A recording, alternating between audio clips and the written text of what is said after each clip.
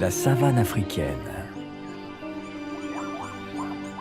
Les plaines s'étendent à perte de vue.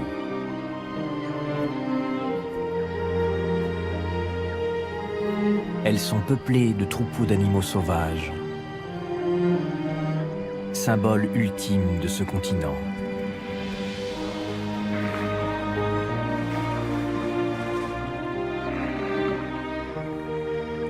Cet environnement est très dur aussi. Dans ce décor se trament des luttes impitoyables.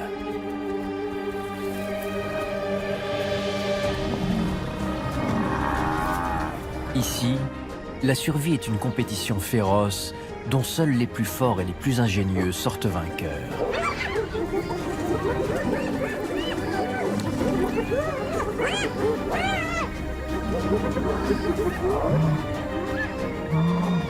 Mais la savane n'est pas seulement peuplée par des proies et des prédateurs. Sur son sol poussent des arbres dont certains sont remarquables. Ces géants ont été baptisés les arbres de la vie, parce qu'ils offrent aux animaux deux éléments essentiels à leur survie, de la nourriture et de l'ombre.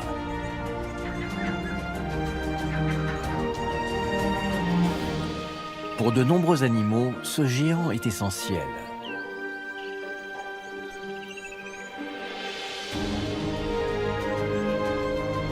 Cet arbre de la vie est le marula.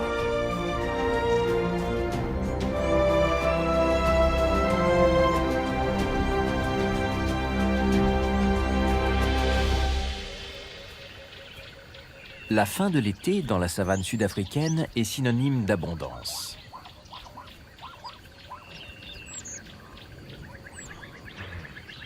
Les plaines de Tin Swallow sont couvertes de hautes herbes fraîches. Elles s'étendent au Manyeleti, une réserve animalière de 23 000 hectares qui jouxte le célèbre parc national sud-africain du Kruger, en Afrique du Sud. Les arbres et les arbustes produisent une myriade de fruits. Les grimpeurs se servent sur les branches. Et les herbivores les récupèrent à même le sol.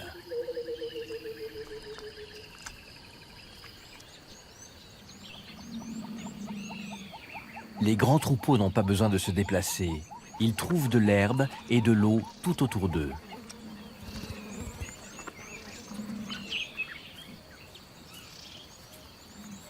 Grâce à la profusion de proies, les prédateurs sont bien nourris. Ils ramènent même des réserves chez eux.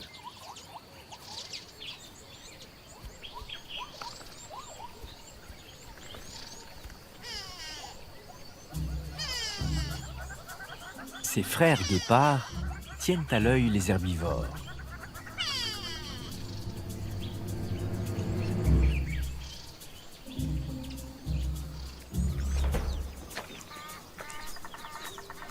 Les jeunes lions de la troupe de Tin Swallow étanchent leur soif grâce aux mares qui se sont formées après les averses estivales. Ils sont rejoints par leur père.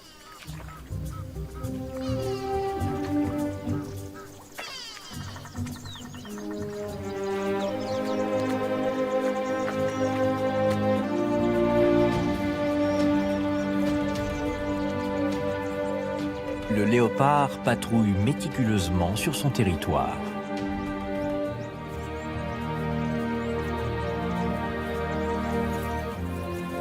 Il marque de son urine les points stratégiques comme les fourrés et les arbres.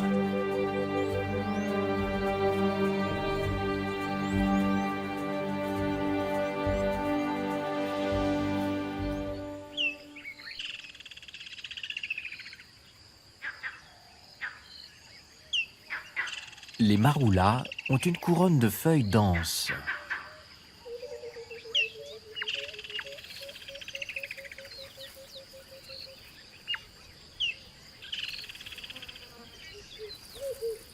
Les branches sont chargées de fruits mûrs.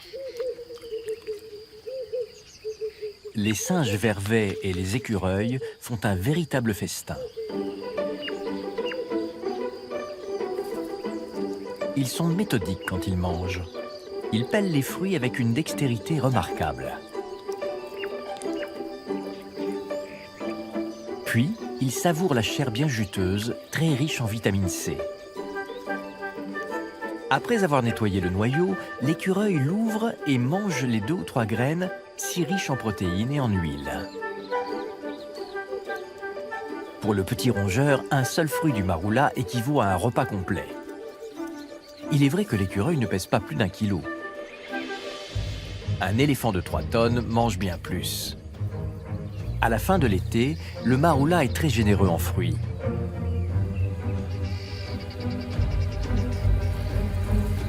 Un seul marula produit 1,5 tonne de fruits par saison, soit près de 90 000 fruits.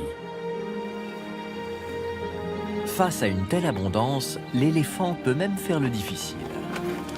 Il préfère les fruits bien verts encore accrochés aux branches. Un petit coup de tête et il provoque la chute des plus mûrs.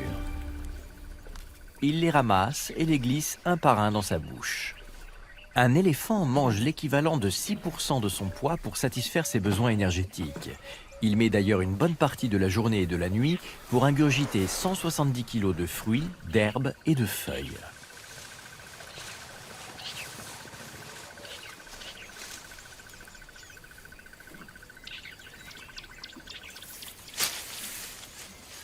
Les animaux de la réserve de Magnelletti raffolent des feuilles du marula. Un éléphant se contente de quelques branches. Mais des milliers de chenilles sont capables de dévorer toute la couronne d'un arbre.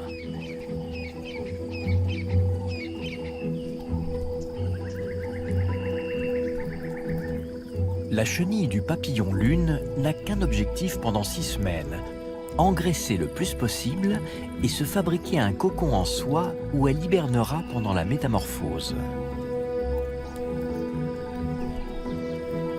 En 1 mois et demi, elle passe de la taille d'une tête d'épingle à une chenille bien dodue de 10 cm de longueur.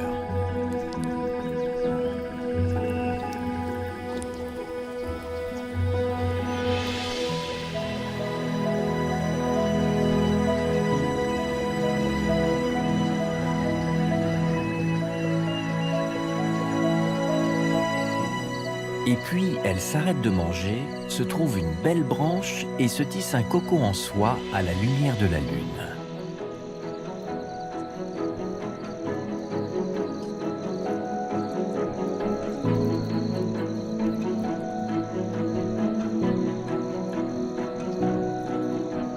La chenille s'active toute la nuit.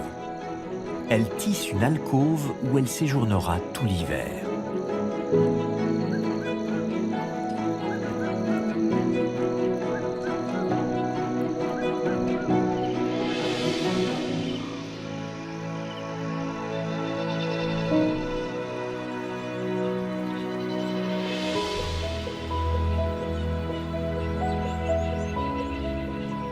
Au petit matin, elle ajoute la touche finale en refermant l'orifice qui ne s'ouvrira que pour laisser apparaître un des plus grands miracles de la nature.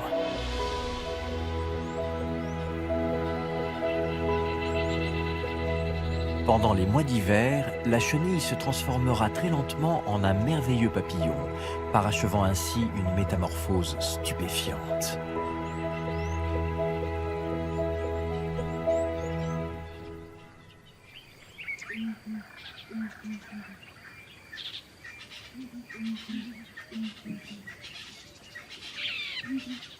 Les matins d'hiver sont très froids dans la réserve de Magnelletti.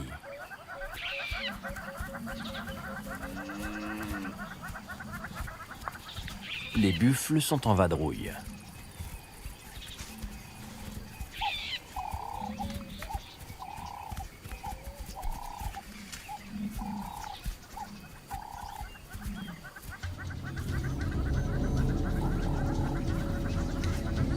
Ils sont suivis par les jeunes lions de Tin Swallow.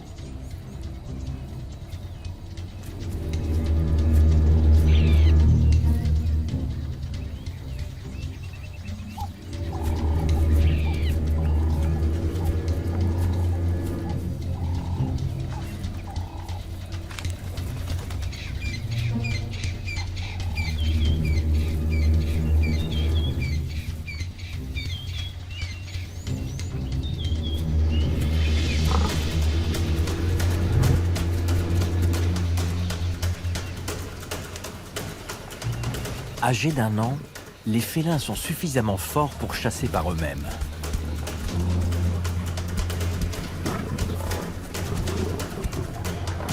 Ils ont régulièrement observé leurs parents tuer un buffle. Ils les ont même aidés à en chasser peu avant de quitter la troupe. Au fil du combat, ils se rendent compte que ce ne sera pas une partie de plaisir. Ils doivent faire chuter leur proie sur un flanc en la poussant de toute leur force. Mais ils ne sont pas encore assez lourds ni assez puissants pour tuer un animal aussi massif.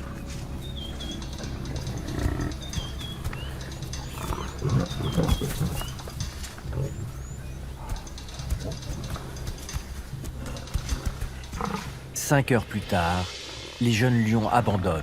Ils sont épuisés.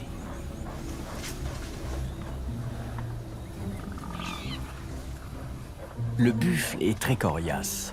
Il s'en tire avec des blessures superficielles sur la croupe et sur la queue. Après avoir retrouvé son souffle, il rejoint son troupeau.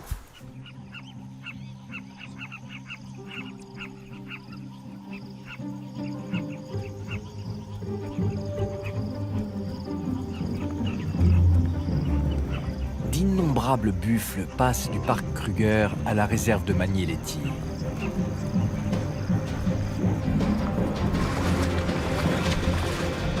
Ils viennent chercher de l'eau.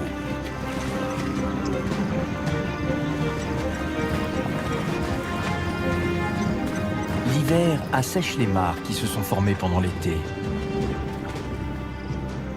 Seules les vastes étendues d'eau ayant une certaine profondeur perdurent tout l'hiver.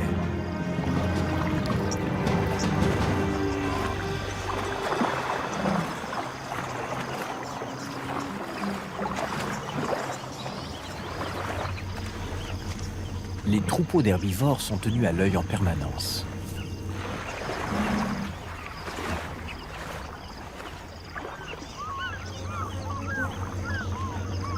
Les félins se concentrent sur les individus isolés, comme une mère et son veau.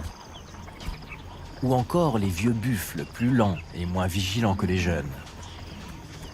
L'attaque d'une proie exige des heures d'observation et de préparation. Chaque possibilité est envisagée minutieusement par les félins. Les mâles âgés, étant les plus massifs, ils représentent plus de nourriture. 700 kilos de viande contre 500 pour une vache. Mais il est bien plus difficile de tuer un mâle car ils opposent une farouche résistance. Les buffles sont désavantagés dans l'obscurité. La troupe des lions le sait et attend ainsi le crépuscule.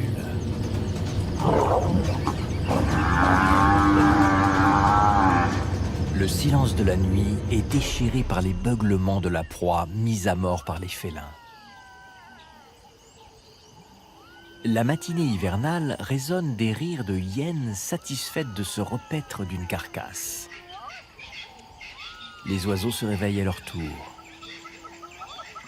Des vautours africains perchés sur un maroula épient la carcasse de la proie tuée par les lions.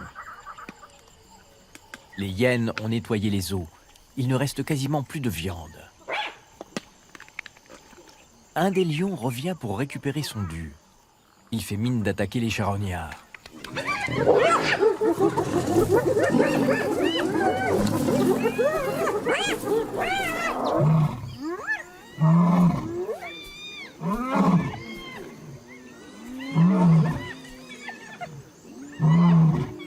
La hyène a de la chance de s'en sortir sans égratignure.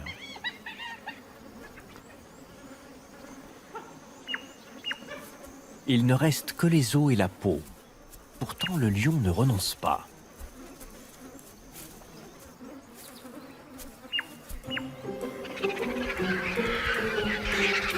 Les hyènes sont parties et seul reste un lion. Les vautours se rapprochent alors.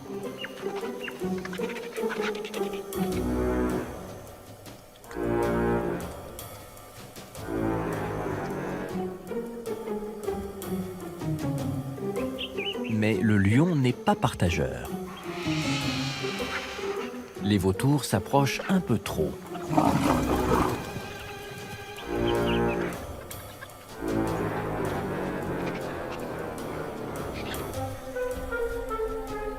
Un chacal noir grappille un morceau de viande sans être vu par le félin.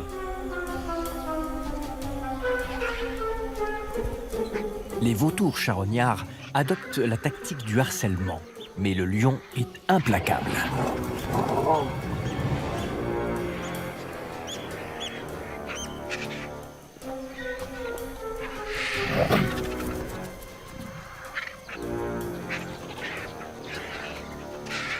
Il griffe le sol où s'est déversé le contenu de l'estomac du buffle. Bien qu'il n'y ait plus rien à manger pour lui, le lion refuse de partir. Le chacal finit par renoncer. Une longue attente commence. Les vautours sont d'une patience à toute épreuve.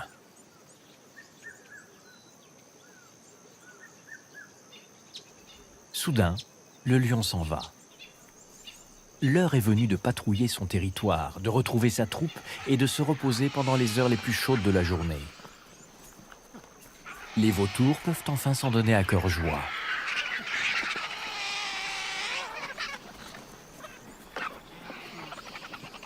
Grâce à leur petite tête et à leur bec crochu, les vautours atteignent les recoins qui sont hors d'atteinte des crocs des prédateurs. Ils récupèrent la viande dans les plus petites cavités. En l'espace de 24 heures, la carcasse du buffle a nourri 5 espèces différentes de carnivores.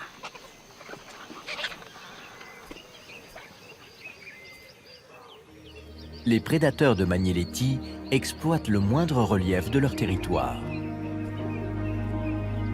Les deux frères guépards utilisent un vieux nid de termites pour observer les troupeaux qui broutent à proximité.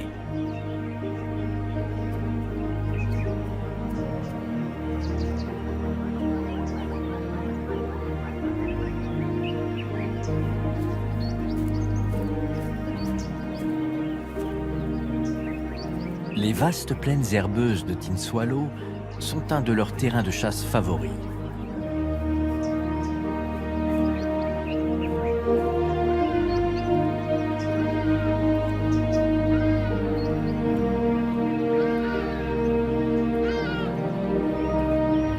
Ils marquent d'innombrables repères leur territoire.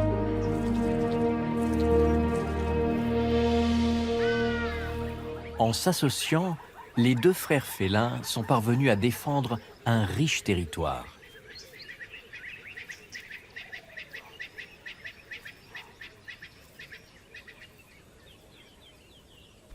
Le léopard préfère les zones de fourré pour passer inaperçu, mais il lui faut aussi des arbres pour dévorer ses proies et se reposer bien à l'abri.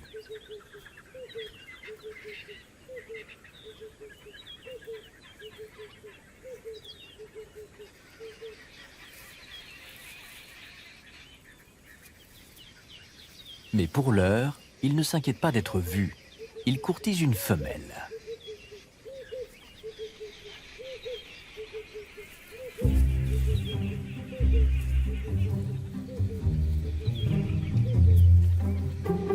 Tous deux souhaitent perpétuer la lignée en engendrant des petits en bonne santé.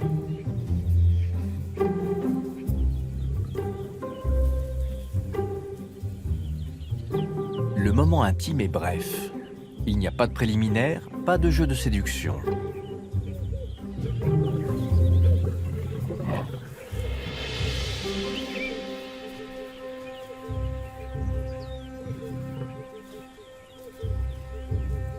Puis ils repartent, chacun de leur côté.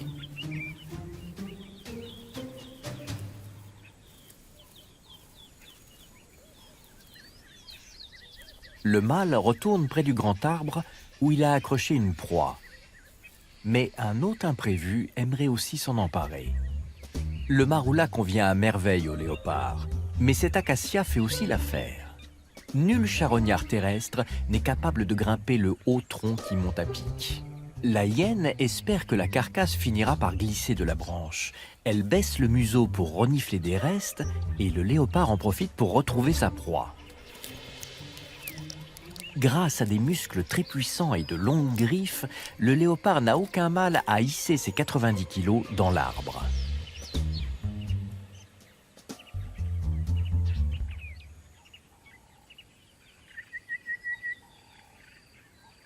Il a grignoté la proie pendant plusieurs jours. Il ne reste quasiment plus rien à manger. De tous les félins de Magnélétie, le léopard est le seul qui se restaure à son aise. Les guépards se font régulièrement voler leur proie par les hyènes et les lions sont obligés de se gaver faute de pouvoir emporter la proie. Le léopard, lui, peut prendre le temps de savourer. Sa proie est à l'abri dans un arbre, hors d'atteinte des lions et des hyènes. Un impala de 50 kilos suffit pour le nourrir 5 jours. Cela lui laisse du temps pour vaquer à d'autres occupations.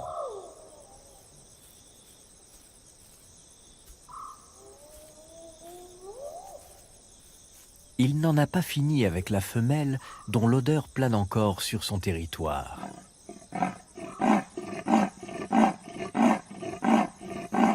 Elle l'entend au loin, mais attirée par l'odeur du sang, elle grimpe sur l'arbre du mâle.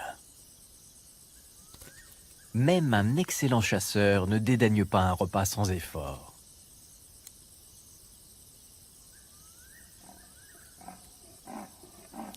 Il ne reste guère de viande sur les os.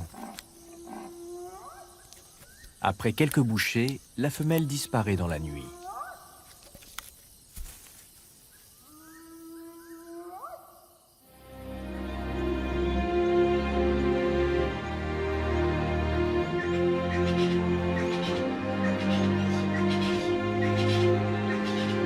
En Afrique du Sud, la période hivernale s'étend sur 4 mois.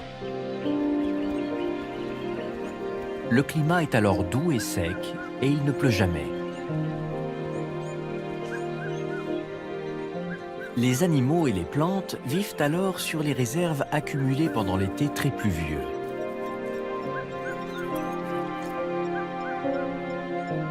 Les cours d'eau sont asséchés. La plupart des points d'eau sont des mares de boue.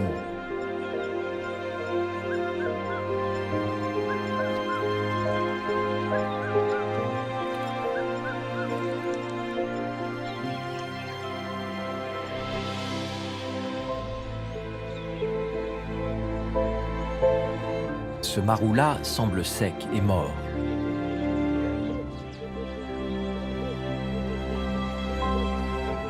En comparaison avec l'abondance qu'il offre en été, pendant l'hiver, il n'a quasiment plus rien à donner.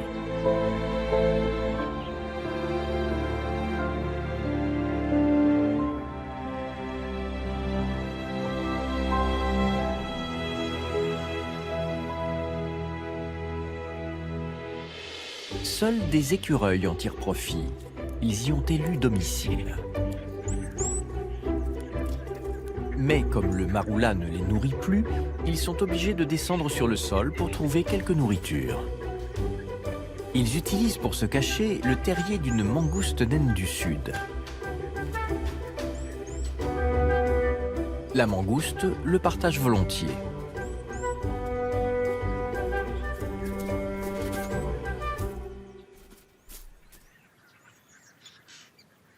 Les branches du maroula surplombent des fourrés qui ont suffisamment de réserve pour rester verts toute l'année.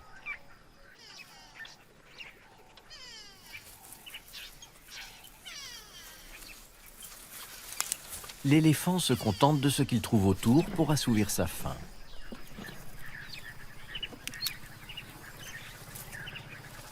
Comme ces petites branches portant de vieilles feuilles, ou ces herbes sèches qui sont très peu nourrissantes. Il consomme tout ce que son système digestif rapide peut extraire de nutriments.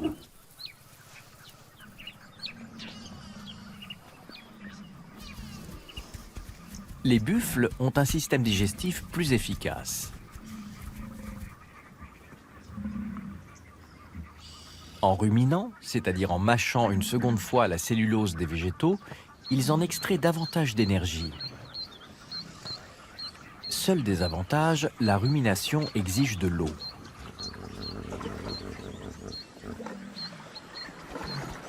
Le plus grand point d'eau de Magnélétie ne s'assèche jamais. Il y a des heures où l'affluence est à son comble.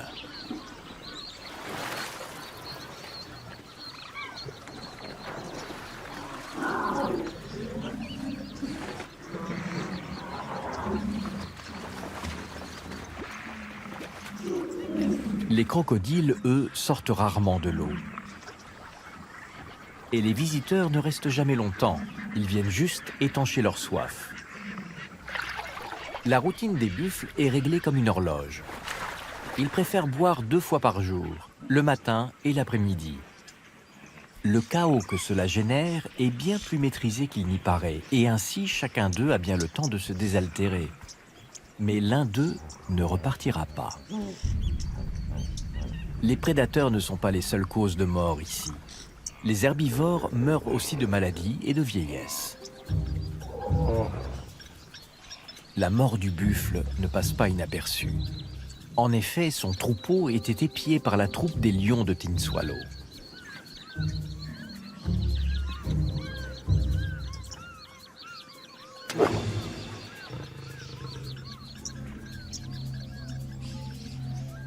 Les félins vont devoir se battre pour se nourrir de la carcasse. Les crocodiles se mêlent au festin.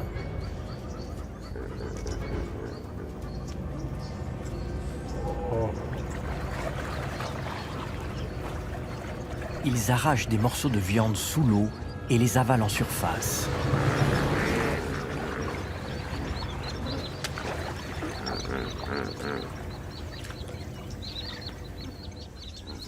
Les lions n'ont pas l'habitude d'être en reste. Ils n'ont pas encore renoncé au buffle.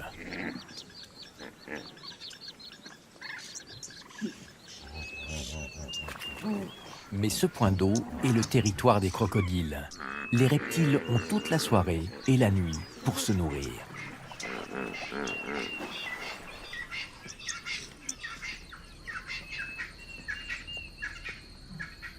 Les lions, frustrés, observent la scène. La carcasse est hors d'atteinte. Les crocodiles défendent farouchement leur repas.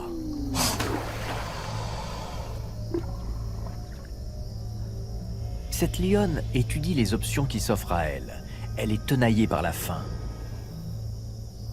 Elle se tourne vers un nouvel arrivant.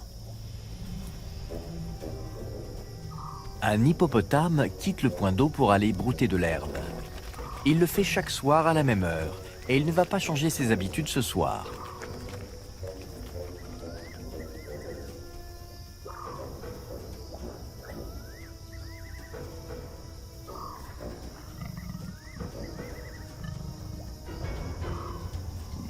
Il fait mine de fuir, puis il fait volte-face pour tenter de décourager la lionne de l'attaquer. Le grand lion retourne au bord de l'eau. Mais il fait tellement sombre qu'il est incapable de repérer les crocodiles, alors qu'ils sont certainement nombreux. Les lions sont finalement contraints de renoncer à ce repas.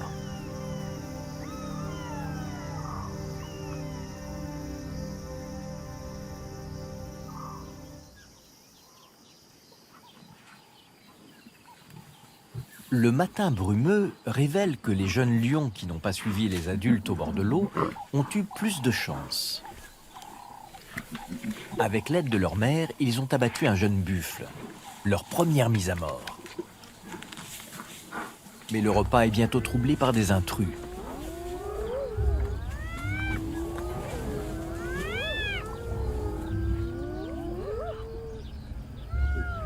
Pour chaque jeune lion, il y a un adversaire de même taille et de même force.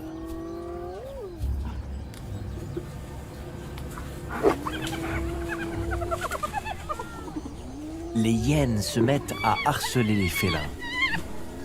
Elles savent que les grands lions ne sont pas présents. La lionne est la seule à savoir se défendre.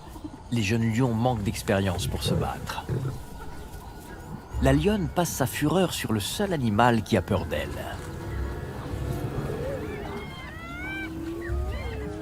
La pression devient trop forte.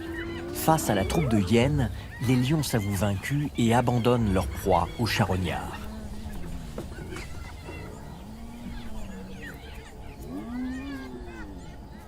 Les hyènes ont de nouveau volé un repas à des prédateurs.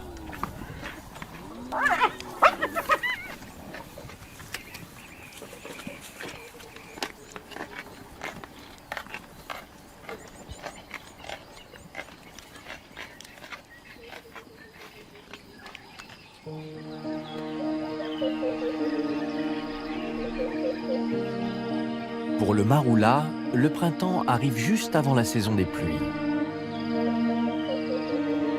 Son système racinaire très étendu stocke de l'eau et des nutriments pour subsister pendant l'hiver aride.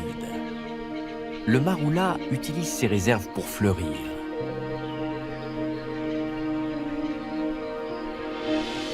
De petites fleurs inodores font leur apparition à l'extrémité des branches.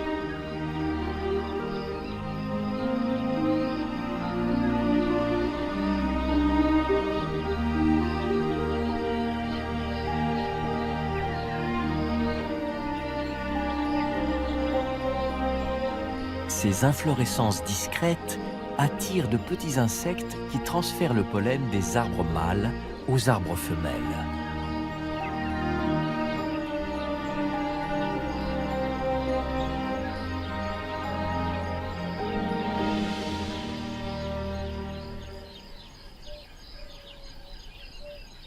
Les températures printanières chaudes dans la réserve de Magnélétie déclenchent la pousse des feuilles du maroula.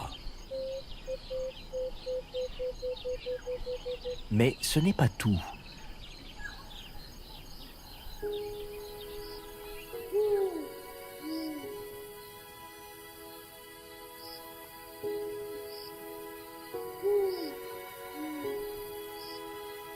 Un faible bruissement émane des cocons.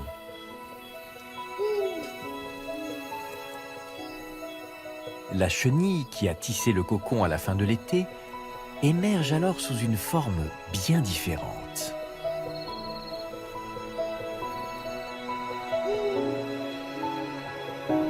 Le corps duveteux a du mal à sécher sous la lune.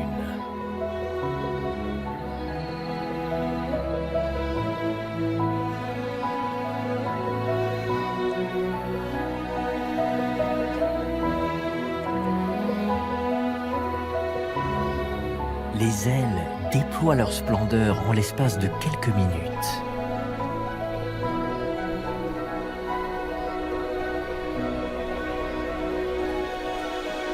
Puis les ailes se déplient dans leur largeur, révélant la beauté délicate du grand papillon lune. Ce papillon de nuit n'a pas de cavité buccale pour se nourrir. Sa seule fonction est de s'accoupler et de pondre des centaines d'œufs avant de mourir, et après avoir épuisé l'ensemble de ses réserves. Le mâle est pourvu de 2 antennes plumeuses qui interceptent les phéromones émises par des femelles à 100 mètres de distance. Les femelles attendent patiemment qu'un mâle les rejoigne.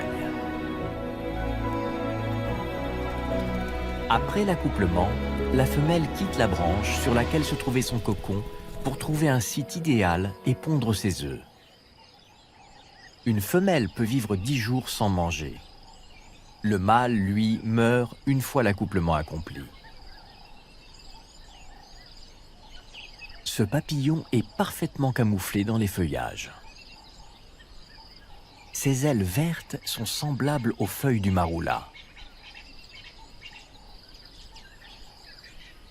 Les prolongations de ses ailes postérieures ressemblent à des tiges. Les taches imitent les yeux de hibou pour éloigner les prédateurs. Grâce à ces caractéristiques, la femelle est bien camouflée pendant qu'elle pond les œufs et assure ainsi la perpétuation de son espèce.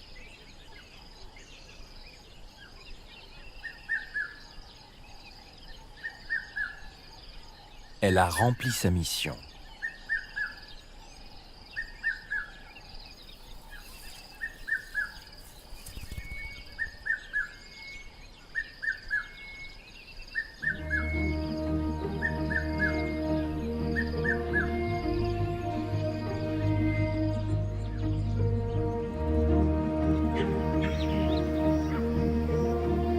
Le maroula est un livre d'histoire, de contes et de légendes.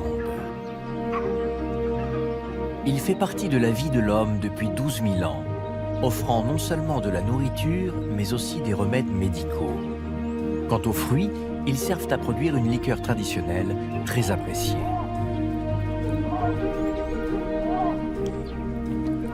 Ce Selon une légende, des animaux auraient été intoxiqués par des fruits de marula qui auraient fermenté. Une autre raconte que ces fruits sont capables d'enivrer des éléphants. De récentes études scientifiques ont montré que ces légendes sont bien sûr infondées.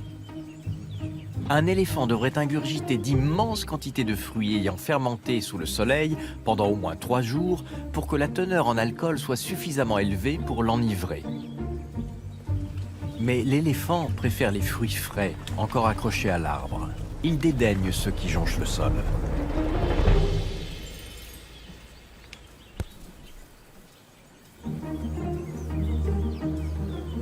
Et les fruits que l'éléphant ingurgite ne restent pas assez longtemps dans son système digestif pour fermenter.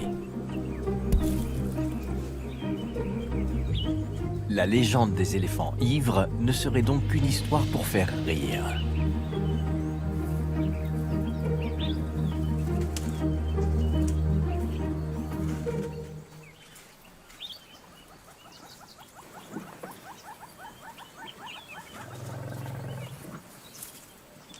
Avec son système digestif peu performant, l'éléphant doit ingurgiter d'immenses quantités de nourriture pour pouvoir assimiler suffisamment de nutriments.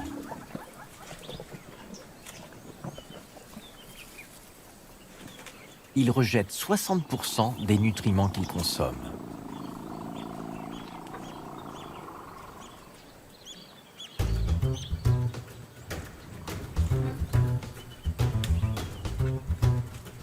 Les bousiers sont des scarabées qui utilisent l'herbe mal digérée pour faire une pelote.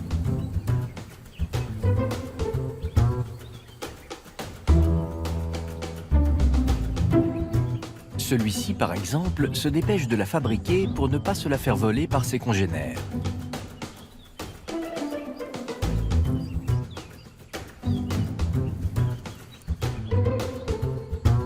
Mais avant de pouvoir partir, il doit trouver la position idéale. Pour scruter les environs, il monte sur sa pelote en exécutant la danse des scarabées.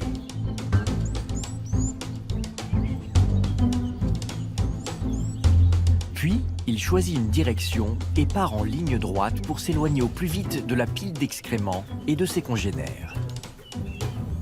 Une fois qu'il a trouvé le rythme de poussée, plus rien ne l'arrête.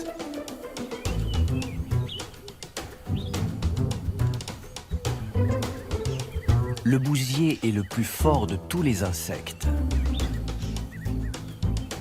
Son corps d'à peine 20 grammes est capable de tirer un objet pesant 1000 fois son poids et de faire rouler une pelote fécale 10 fois plus grosse que lui.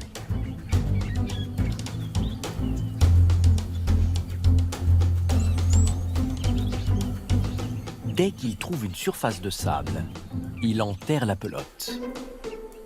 Elle est enfin à l'abri. La pelote sera ensuite consommée lentement ou utilisée comme nid par une femelle qui pondra un œuf unique dans une cavité qu'elle aura elle-même façonnée.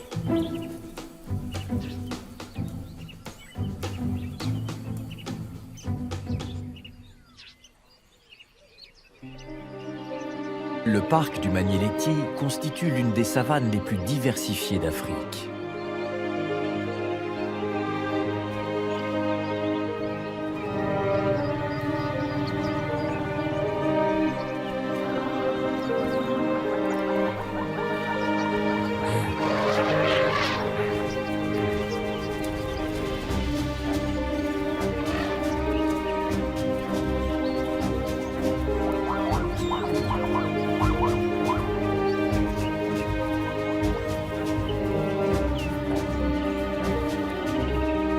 Cet écrin sauvage est rythmé par les jeux de vie et de mort de la nature.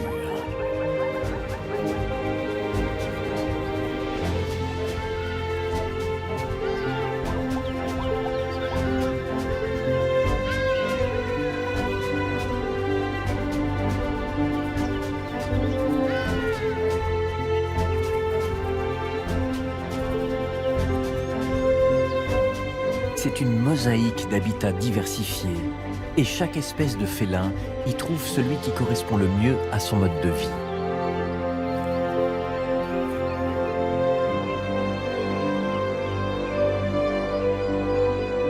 c'est aussi un pays d'abondance. Il offre tout ce dont un herbivore a besoin.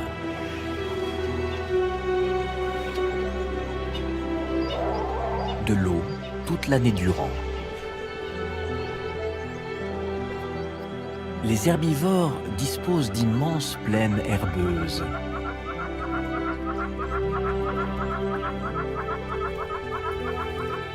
Et d'une formidable variété d'arbres et d'arbustes.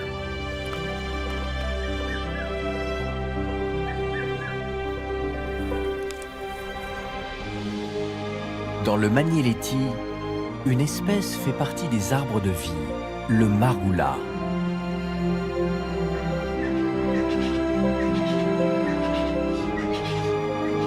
Dans les immenses savanes, c'est un arbre providentiel.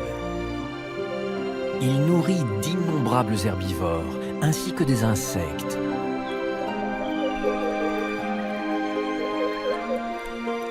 Des primates culottés, de petits rongeurs.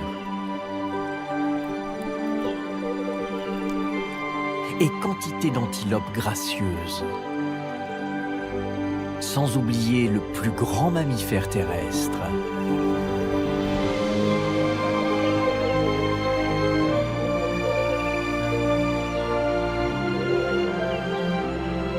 Le marula mérite plus que jamais son titre d'arbre de vie.